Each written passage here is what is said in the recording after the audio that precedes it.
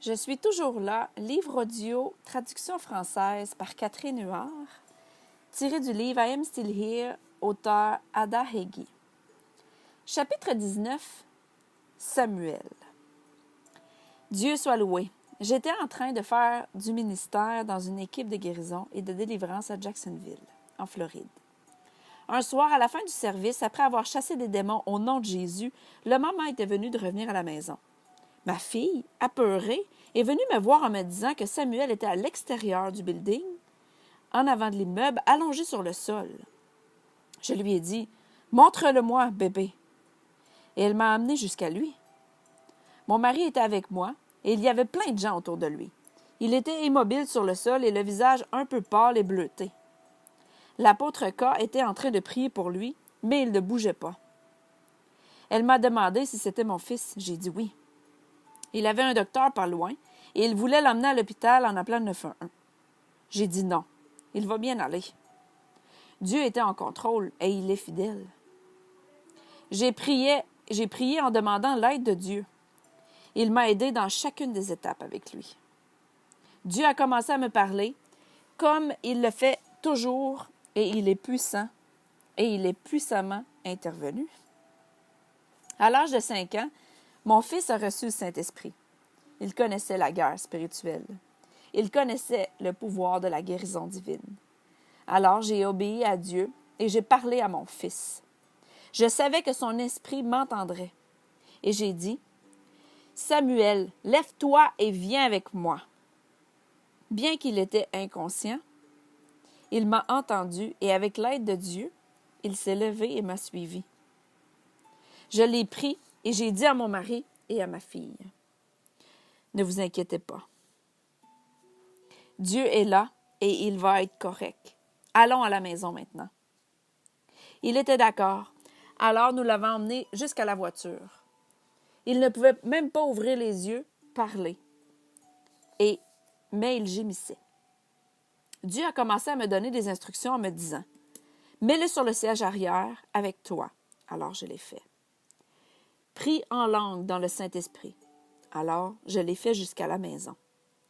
Mon mari conduisait et ma fille Michaela était assise en avant de lui. J'étais dans le siège avec lui, sur le siège arrière, avec mon fils, priant en langue. Le trajet était d'environ 45 minutes, 1 heure, tout dépendant du trafic. C'était de Jacksonville, en Floride, là où nous nous trouvions, jusqu'à Sainte-Augustine, en Floride. Mon fils n'était même pas capable d'ouvrir les yeux ni de parler, et sa tête allait dans tous les sens, comme s'il n'avait pas de contrôle. J'étais dans une paix parfaite, parce que mon esprit restait en lui, Jésus. Je savais que Jésus ferait le chemin là où je n'avais aucune issue. Il est celui qui ferait le chemin. Dieu allait nous aider à enlever cette racine par son Saint-Esprit. Arrivé à la maison, Dieu m'a dit, « Mets ton fils sur ton lit et continue à prier. » Mon mari s'est mis à genoux à côté du lit et a continué de prier et à crier à Dieu. Ce n'était pas évident pour lui de voir son fils dans cette condition. Il se sentait impuissant.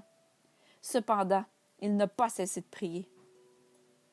Quand nous l'avons étendu sur le lit, il a commencé à gigoter comme un serpent. Son corps a commencé à se tortiller. Et j'ai commencé à crier à plus fort au Seigneur et à faire la guerre dans l'esprit. J'ai dit à Dieu, « Aie miséricorde, il est juste un garçon. » À ce moment-là, c'était la mère en moi qui parlait, parce que je connaissais Dieu mieux que ça. Dieu m'a dit, « Tu sais très bien qu'il n'est pas juste un petit garçon. » Et je savais qu'est-ce qu'il voulait dire par là. Il venait tout juste de me rappeler que mon fils avait reçu le Saint-Esprit à 5 ans et qu'il était lui aussi un prophète, un porte-parole de Dieu. J'ai crié à Dieu encore plus fort. J'ai prié et mon fils a commencé à avoir toutes sortes de manifestations bizarres. J'ai commencé à rejeter tous les esprits démoniaques auxquels je pouvais penser et commander de le quitter au nom de Jésus. Rien ne marchait. Mon fils a commencé à gémir encore plus fort. Et j'ai entendu le Seigneur me dire, « Reste tranquille. » J'ai immédiatement gardé le silence et j'ai entendu clairement le nom Azazel. Une percée de lumière. J'ai dit d'une voix forte, « Tu ne peux plus te cacher désormais. Je commande Azazel dans le nom de Jésus à libérer mon fils maintenant au nom de Jésus. Seigneur, le Seigneur te rejette. » Alors mon fils a poussé un grand cri horrifique. Il s'est mis à pleurer. L'affliction devenait tout juste de le quitter et il est revenu à lui-même. Je l'ai pris et je lui ai demandé, « Mais qu'est-ce qui est arrivé, bébé? Qu'est-ce qui t'a fait? Qui t'a fait ça? » Il m'a raconté qu'une dame dans l'église est venue sur lui, en attrapant ses mains, et il lui a tordu les poignets. Et ensuite, il s'est senti malade et il est tombé sans connaissance à l'extérieur.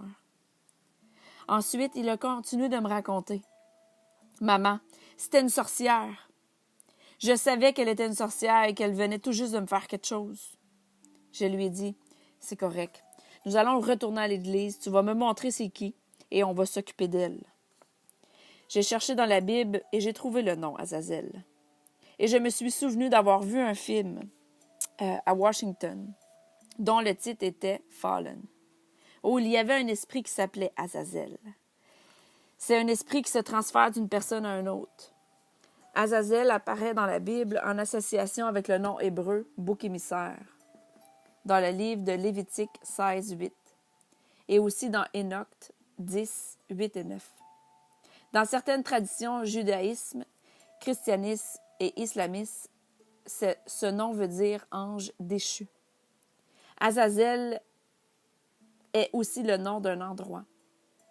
Peu importe qui c'était ou l'endroit, cela venait d'être vaincu. Et c'était déjà vaincu il y a longtemps dans le puissant nom de Jésus. Il nous a aussi donné par la puissance de tous les pouvoirs sur l'ennemi. Aucune arme ne peut prospérer contre nous. Merci Jésus. Je crois que comme Jésus a demandé aux démons, « C'est quoi ton nom? » C'est important de discerner et de bien reconnaître afin de rendre la liberté à ceux qui sont captifs dans le nom de Jésus. Nous avions pu retourner à l'église et partager ce qui est arrivé avec l'apôtre K. La sorcière a été démasquée et elle a été confirmée par l'apôtre K. Je remercie Dieu d'avoir été là pour m'aider avec mon fils. Je t'aime, Seigneur, et je serai toujours reconnaissante que tu prends soin de protéger mes enfants en tout temps. J'ai eu physiquement mes enfants, mais ils appartiennent à Dieu. Ils sont ses enfants, jusqu'à ce que Jésus revienne. Amen.